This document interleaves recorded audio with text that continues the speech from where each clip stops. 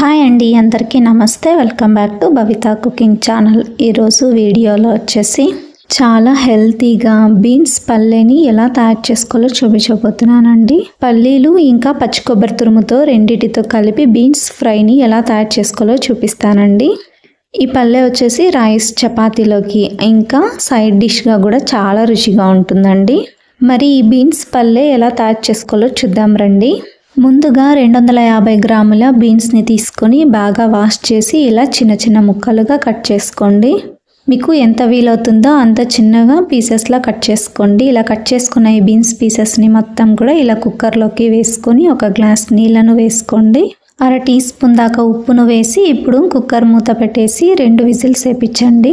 ఒకటైనా సరిపోతుందండి. కాస్త మెత్తగా అవ్వాలనుకుంటే 2 విజిల్స్ వేపిస్తే సరిపోతుంది. 2 విజిల్స్ వచ్చిన తర్వాత స్టవ్ ఆఫ్ చేసి పక్కన ఉంచుకోండి. నెక్స్ట్ స్టవ్ మీద ఒక ప్యాన్ని ఉంచి అందులోకి 1/2 కప్పు దాకా పల్లీల్ని వేసుకోండి.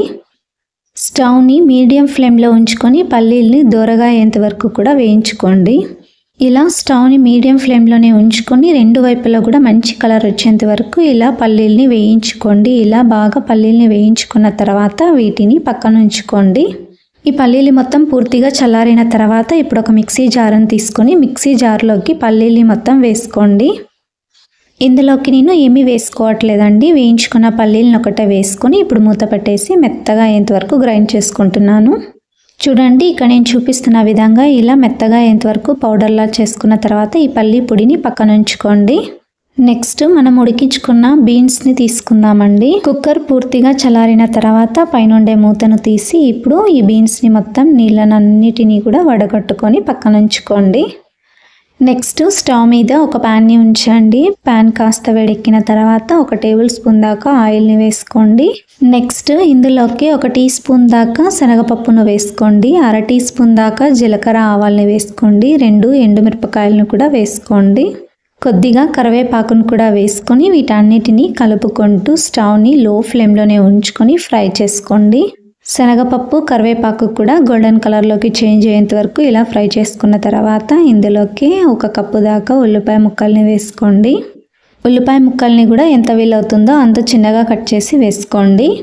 స్టవ్ని మీడియం ఫ్లేమ్లో ఉంచుకొని ఉల్లిపాయ ముక్కలు సాఫ్ట్ అయ్యేంత వరకు ఇలా కలుపుకుంటూ ఫ్రై చేసుకోండి. ఇందులోకి 4-5 దాకా పచ్చిమిరపకాయలని కూడా ఇలా మధ్యలోకి చీల్చి చిన్న ముక్కలుగా కట్ చేసి వేసుకోండి. ఇందులోకి 1/2 టీ స్పూన్ దాకా ఉప్పును వేసుకోండి. ఉప్పును కాస్త చూసి వేసుకోండి, ఎందుకంటే మనం బీన్స్ని ఉడికించేటప్పుడు కూడా కొద్దిగా ఉప్పును వేసి ఉడికించుకున్నాం కాబట్టి మీ రుచికి సరిపడంత ఉప్పును వేసుకొని ఇప్పుడు ఒకసారి బాగా కలపండి. ఇప్పుడు మూత పెట్టేసి 3 నుండి 4 నిమిషాల పాటు ఉల్లిపాయ ముక్కల్ని ఉడికించండి. 4 నిమిషాల తర్వాత మూతను తీసి ఇప్పుడు ఒకసారి బాగా కలపండి. చూడండి, ఉల్లిపాయ ముక్కలు కొద్దిగా సాఫ్ట్ అయ్యాయి కదా. ఉల్లిపాయ ముక్కలు మరొక 2 నిమిషాల పాటు కూడా ఇలా కలుపుకుంటూ ఫ్రై చేసుకోండి. ఇంకాస్త సాఫ్ట్ అయ్యేంత వరకు ఇలా 2 నిమిషాల పాటు కలుపుకుంటూనే ఫ్రై చేసుకోండి.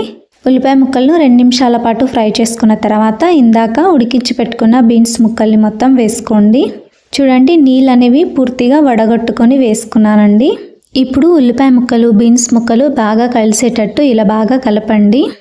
ఇలా బాగా కలుపుకున్న తర్వాత స్టవ్ని మీడియం ఫ్లేమ్లోనే ఉంచుకొని ఇందులోకి 1/2 టీ స్పూన్ దాకా పసుపును వేసుకోండి. 1 టీ స్పూన్ దాకా ధనియాల పొడిని వేసుకోండి. పసుపు ఇంకా ధనియాల పొడి కూడా బాగా బీన్స్కి పట్టేటట్టు ఇలా బాగా కలపండి.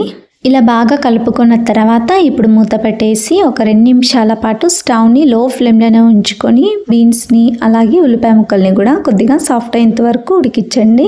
2 నిమిషాల పాటు ఉడికించుకున్న తర్వాత ఇప్పుడు మూతను తీసి ఒకసారి బాగా కలపండి. ఈ ప్రాసెస్ మొత్తం కూడా స్టవ్ని లో టు మీడియం ఫ్లేమ్లోనే ఉంచుకొని ఈ ప్రాసెస్ మొత్తం చేసుకోండి. నెక్స్ట్ ఇందులోకి 1/2 కప్పు దాకా పచ్చి కొబ్బరి తురుమును వేసుకోండి.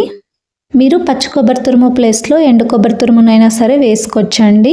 ఇప్పుడు ఈ కొబ్బరిని కూడా బాగా కలిపేసి 1/2 నిమిషం పాటు కాస్త పచ్చివాసన పోయేంత వరకు కూడా ఇలా కలుపుకుంటూ ఫ్రై చేసుకోండి. ఇలా 1/2 నిమిషం పాటు ఫ్రై చేసుకున్న తర్వాత స్టవ్ ఆఫ్ చేసుకోండి.